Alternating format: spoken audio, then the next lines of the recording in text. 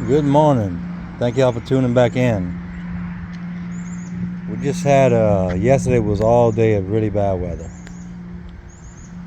A lot of heavy pour down, 20-mile-an-hour winds. We still have 15 to 20-mile-an-hour winds, higher gusts. Supposed to be sunshine today, but I doubt it. An issue I'm having. I sealed this trim piece. We installed this trim piece to seal it outside my cabin. I used some silicone. It's called some Dynaflex. What I used was Dynaflex Ultra, and now I'm coming back with a 220. One of the issues I had during a heavy pour down,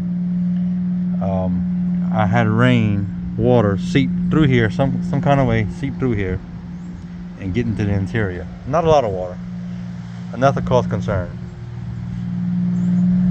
This is all rough work, but I have water get in about right here, and another spot over here. It's all sealed. It looks like it has gaps, but they're silicone sealed. There's silicone in there. I say silicone, the Dynaflex. I actually installed a thick, heavy bead of Dynaflex on this trim piece. A thick, heavy bead in the bottom. Put it on, brad nailed it all the way across, about every 8 inches. And then I came back and I filled everything with Dynaflex. The water still got in. Crawl in the back, get in the boat.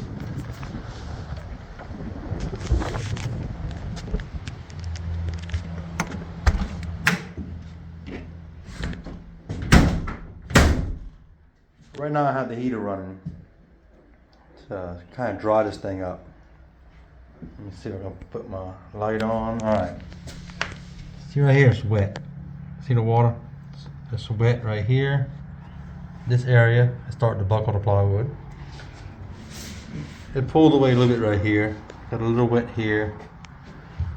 Where else? I had another spot. Right here got wet. I didn't have much water in here. Water trickled down onto the floor. In fact, you can see water stains right here. It wasn't a whole lot. The boat has a heavy lean this direction, so it all piled up in this corner. Everything's dry here.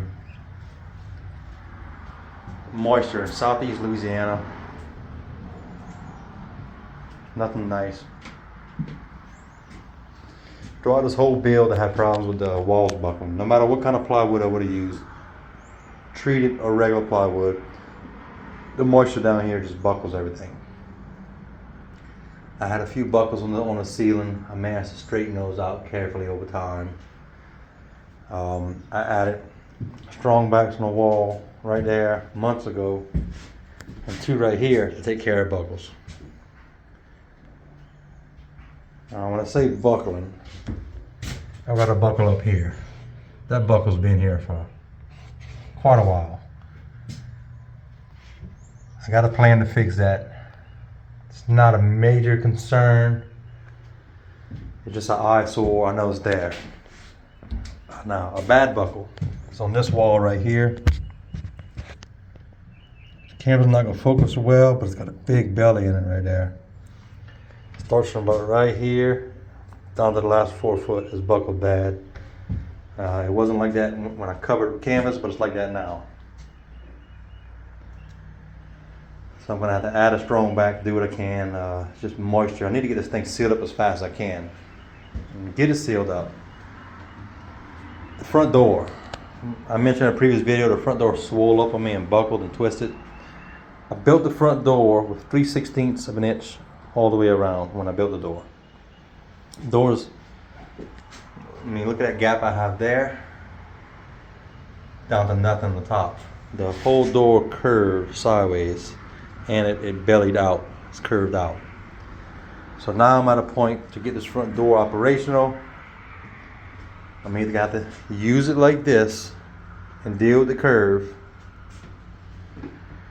Trim off of this side. See, I got daylight on the top. I've got nothing from the middle on down. It's so tight. I was gonna peel back the poor man's fiberglass on this side. Man, that stuff is tough to peel off. This stuff right here. That canvas is glued good. I was gonna peel that off, and trim from right here, take another 1/8 inch off the bottom, then the door will be functional. But what I don't like about the way I built the door, it's all treated lumber. All the frame is treated lumber. Treated lumber spans and contracts a lot throughout time. With the temperature change, humidity change, and there's a boat that's always gonna be in the water. So I'm contemplating either fixing this door or just go run to town, buy some nice hardwood, build a new door out of hardwood, get an exterior ply, not covered in poor man's fiberglass. I want the door to match the rest of the cabin, but I think I'm just gonna build a new door with an exterior ply and some hardwood. It'd be less of a chance of it warping and bending if it's a hardwood. Treated 2x4s and 2x6s. Now that stuff warps and bends all the time. I've got that problem every time I'm building a floating dock or building anything. I buy treated wood. Like the next day, it starts curving and buckling. I do have another camper door, but it's not going to fit in the current opening. I have a door just like that. I forget the measurement. It's like maybe 28 inches. I built this door 30, 29 and a half or 30. I wanted a bigger front door, one door bigger than the other. It'd be easier to get things in and out. And that's be my main entrance, so I wanted a wider door. So the other camper door I have is, I'd have to build the frame and make it fit. And plus the other camper door I have was also a free door, and it's got some rot on it. I would have to do a lot of repairs to it. So at this point, my best option, I think I'm just gonna go ahead and buy the material, build another door. I mean, I could true this door up. I can cut this curve out of this side and that side, and I could probably make this door work, but it's gonna really ruin the poor man's fiberglass on it because I can't peel it off, make my cut, and glue it back over. It's not gonna come out right. And I'm not ripping all that poor man's fiberglass off. So if I don't build another door, I'm still tossing up the idea. I'm telling you what I'm gonna do, but I don't know if I want to do it. I think my best option would be to build another one, but I really want to try to salvage it. Not really a lot of work went into this door. I built this door in about 2 hours, and then another hour for the poor man's fiberglass. But I think I could salvage it, but I'm afraid it's going to warp and twist again is what I'm worried about. And then also I got to deal with the fact that since the poor man's fiberglass is on, I can't access my screws that I have going through the sides, which means when I run my saw blade, I risk the chance of hitting my screws. And I've already dulled a saw blade. What was I trimming? Oh, on a floating dock, I was trimming and I ruined the saw blade. It's only a $15 saw blade, but still, I don't like ruining saw blades. But yeah, that's what I'm dealing with right now. Once I get the door sorted out, I can build my seal for the door. And I have a handle assembly, and I want to put the window in. Right now, it's about 62 Fahrenheit outside, and it's probably in the high 80s in here. This little Mr. Buddy heat is really putting out. I'm trying to dry the wood up because I'm supposed to get spray foam done today, but being I have moisture in a couple spots, I'm holding off on the spray foam. And then plus, I discovered another buckle that I need to deal with. Because once you put the spray foam, if I had the spray foam already, I would have never known about that leak I had. I'm not exactly sure how the water got in. There's no way it's bleeding through the canvas. When I built my cabin, my plywood stops, I want to say a 1/4 inch above my deck rail. I'll show you a little more about that.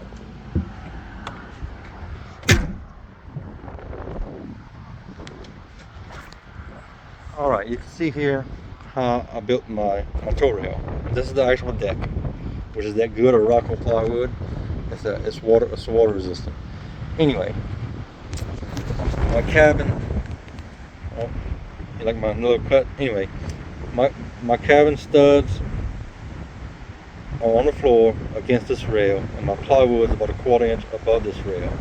So I had a gap to fill. That's the only way water can enter into the cabin.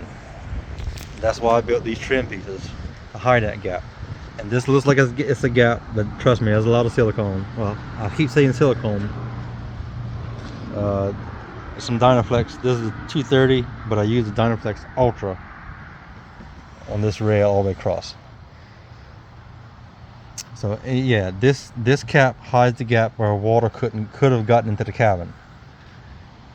I've got a lot of Dynaflex on here. It's supposed to not shrink, but maybe I missed a little spot. I got an air gap somewhere, or maybe the water came in through the brad nails. You know, I'm not entirely sure. I'm gonna sand all this, and I'm gonna do a heavy coat of paint on all this, and I need to put another coat of paint on both side walls. You can see it's thin. The paint is thin. I only put 2 coats of paint on the sides, but the canvas is sealed. It's painted all the way through. The roof has 3 coats, so if the sun does come out today, maybe I'll be doing some more painting. But yeah, that's what I'm dealing with right now. I need to figure out where that moisture came from, stop that moisture.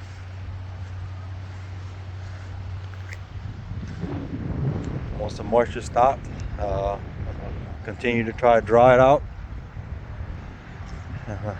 You can see that buckle good right here now. You may not be able to see it. Let me see if I can put a straight edge on it. I'll show you. Pretty extensive buckle. That looks straight. Now you can see that buckle. And that buckle wasn't here before yesterday. It goes up quite a ways.